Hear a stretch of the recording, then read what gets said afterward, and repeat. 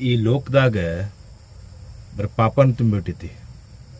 ಈ ಲೋಕದಾಗ ಪಾಪ ತುಂಬಿ ತುಳ್ಕಾಕತೈತಿ. ಈ ಲೋಕದಾಗ ಬರೀ ಮನುಷ್ಯರ ಕೊಲ್ಲೋದನ್ನ ನಾವು ನೋಡಾಕತ್ತೇವಿ. ಈ ಲೋಕದಾಗ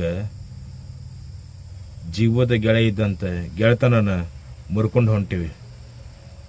ಈ ಲೋಕದಾಗ ಪ್ರೀತಿಸಿದ ಹುಡುಗಿನ ಕೈ ಬಿಡಾಕತ್ತೀವಿ.